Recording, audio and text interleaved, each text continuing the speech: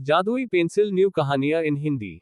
एक गांव में कुशल नाम का एक लड़का रहता था, जो कि बहुत गरीब था, लेकिन उसे चित्र बनाने का बहुत शौक था।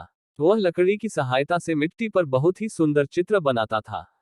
उसके पास पेंसिल और कागज खरीदने के लिए भी पैसे नहीं थे। एक दिन एक बूढ़ा आदमी उसके सामने आया। उसने कुशल को एक पेंसिल दी और कहा कि तुम इस पेंसिल से केवल गरीब लोगों के लिए ही चित्र बनाना, और अगर कभी मेरी जरूरत पड़ी तो तुम इस पेंसिल की सहायता से ही मुझे बुला सकते हो। यह कहकर वह बूढ़ा आदमी गायब हो गया। इसके बाद कुशल ने एक आम का चित्र बनाया तो वह असली आम में बदल गया। इससे कुशल को पता लग गया कि यह कोई साधारण पेंसिल नहीं बल्कि जादुई पेंसिल है। फिर उसने अपने परिवार के लिए कुछ अच्छे कपड़े बनाए और खाने की वस्तुएं बनाई।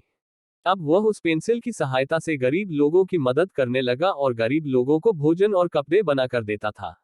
जब यह बात गांव के राजा को पता लगी तो राजा ने कुशल को बुलाया और उसने कुशल को अपने बगीचे के लिए सोने का पेड़ बनाने के लिए कहा। लेकिन कुशल ने ऐसा करने से मना कर दिया और कहा कि मैं इसका प्रयोग केवल गरीब लोगों के लिए करता हूँ। आप तो पहले से ही बहुत अमीर है। यह सुनकर राजा को गुस्सा आया और उसने कुशल से वह पेंसिल छीन ली और खुद ही चित्र बनाने लगा। लेकिन उससे कुछ नहीं हुआ।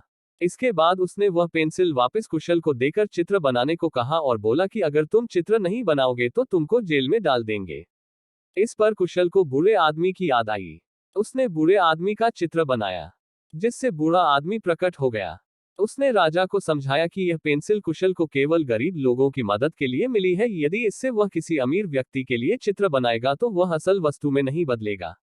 इससे राजा को यह बात समझ में आ गई और अपनी गलती का एहसास हो गया तो उसने कुशल को उपहार देकर छोड़ दिया। Moral of the new story. इस नई कहानी से हमें यह शिक्षा मिलती है कि हमें लोगों की मदद करने के लिए हमेशा तैयार रहना चाहिए।